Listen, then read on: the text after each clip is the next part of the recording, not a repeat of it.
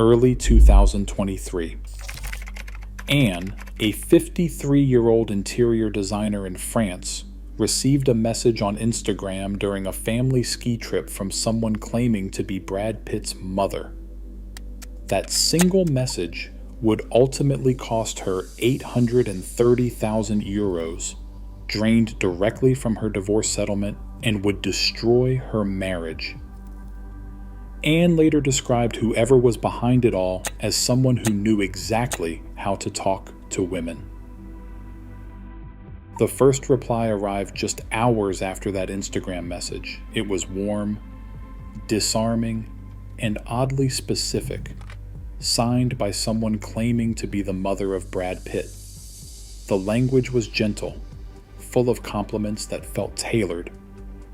Anne later said it was like speaking to someone who understood exactly how to talk to women, someone who could sense what she wanted to hear before she even put it into words.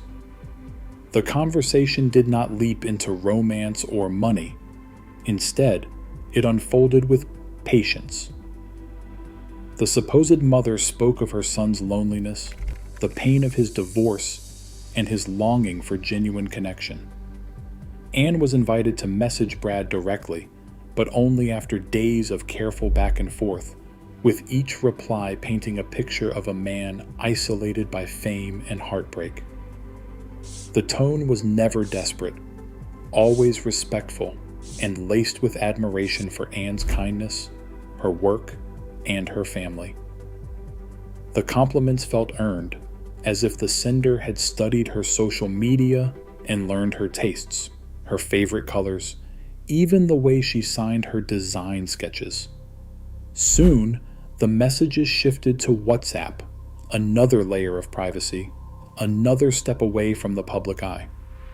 Here, the persona of Brad took shape, sending photos that looked candid and recent. Selfies in casual clothes, a hospital bed with tubes and monitors, a handwritten poem. Each image was generated with AI, tweaked to match the story, a tired face, a healing wound, a bouquet of white roses, always with subtle details that made them feel real. The poems, too, were crafted by machine learning tools, combining fragments of Anne's favorite authors with lines about vulnerability, trust, and longing. Psychologists call this mirroring, reflecting back a person's hopes, fears, and language until it feels like destiny. The scammer's approach was methodical. Intermediaries posing as friends, doctors, even a daughter, would send short notes, confirming details, offering encouragement, validating Anne's role as confidant. Every new account, every message, added weight to the illusion, making the relationship seem less like a fantasy and more like a private world only the two of them could understand. By the time the subject of illness surfaced, a story about kidney treatment, mounting hospital bills, and frozen accounts trapped by an ex-wife's legal team, the groundwork had already been laid. Anne was no longer talking to a stranger. She was supporting a partner who, in her eyes, needed her. The intimacy was artificial, but the emotions it triggered were painfully real. In the end, it was not just money that was at risk. It was trust, dignity, and the belief that people mean what they say. No real celebrity or anyone with true wealth contacts strangers online asking for help. But when the manipulation is this precise, even the most rational person can be drawn in. For Anne, the emotional damage would linger long after the money was gone. The first request for help arrived as a gentle plea, wrapped in the language of crisis. The story was devastating. Brad, trapped in a hospital, needed urgent treatment for a kidney condition. His fortune, he explained, was frozen by a vengeful ex-wife and an army of lawyers.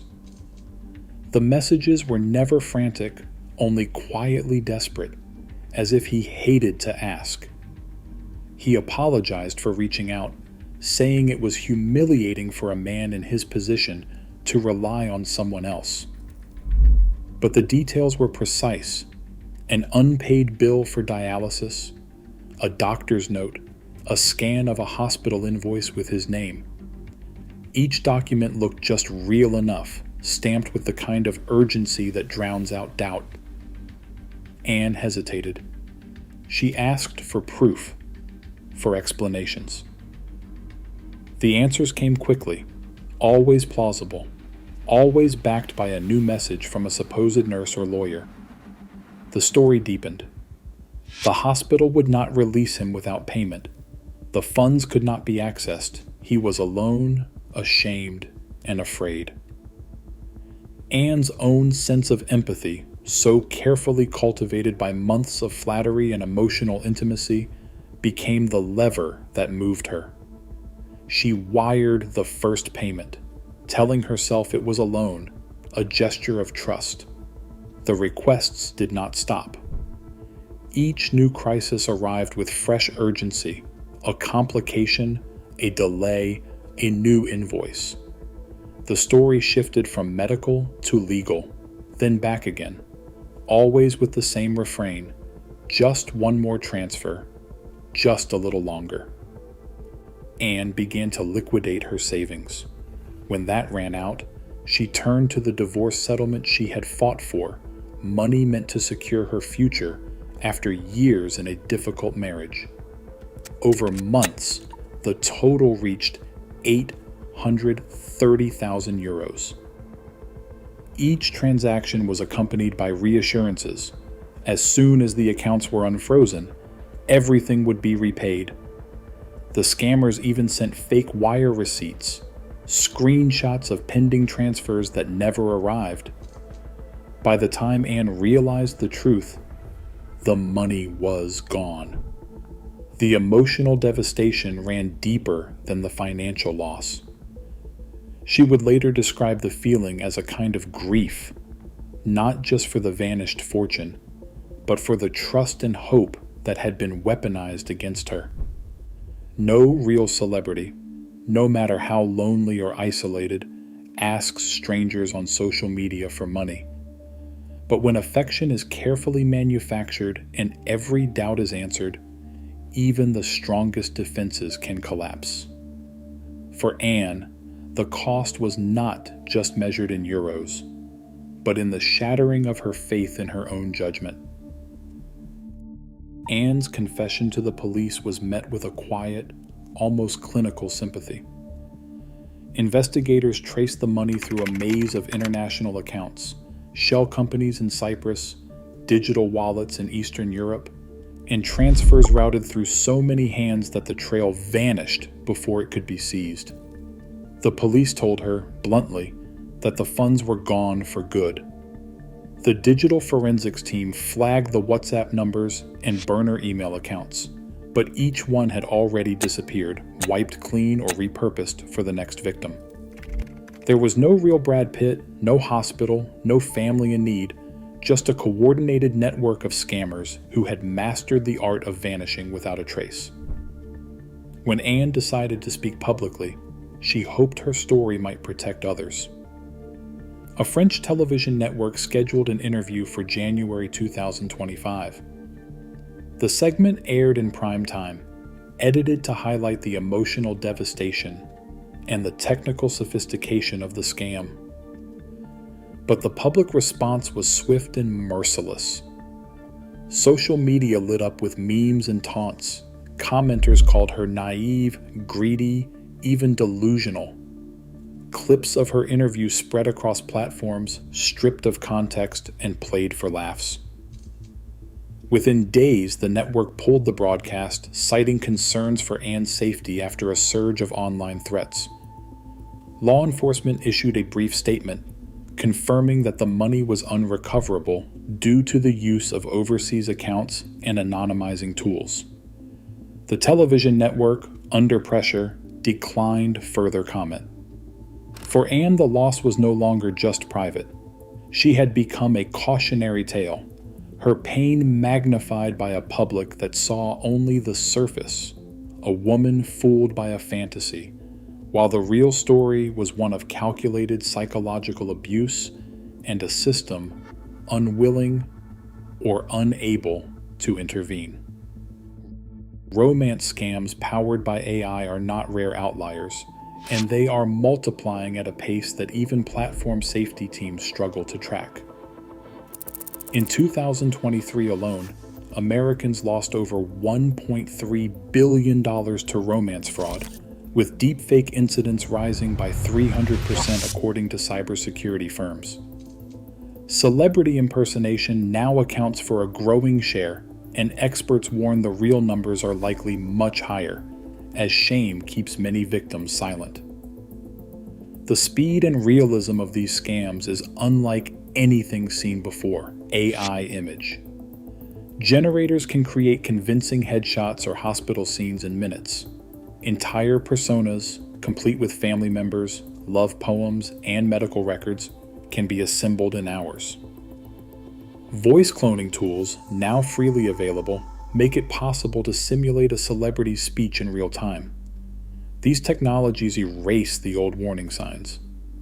Awkward language, stolen stock photos, or broken English are replaced by fluent, emotionally targeted exchanges and images that pass a casual glance. Platforms like Instagram and WhatsApp have policies against impersonation, but enforcement is slow, and scammers adapt quickly. New accounts appear overnight, often with generic bios and no verification. End-to-end encryption hides fake messages from moderators, while cross-platform coordination remains weak. Reporting tools exist, but by the time an account is removed, the scammers have already moved on to new victims. Researchers urge a shift in how people protect themselves. No real celebrity, no matter how lonely or troubled, will ever ask a stranger for money online. Always verify identities through official channels. Look for subtle signs, recently created profiles, inconsistent details, or urgent secrecy. Never send money, gift cards, or cryptocurrency to someone you have never met in person. If doubt lingers, consult a trusted friend or report the contact to authorities. Awareness, skepticism, and a willingness to pause can be the difference between safety and heartbreak. Today, no real celebrity or their inner circle asks strangers online for money. The true theft here is psychological. Scammers weaponize loneliness, patience, and precision, leaving scars that money cannot heal. As AI blurs every line, compassion, not ridicule, is how we protect each other. Share your thoughts below.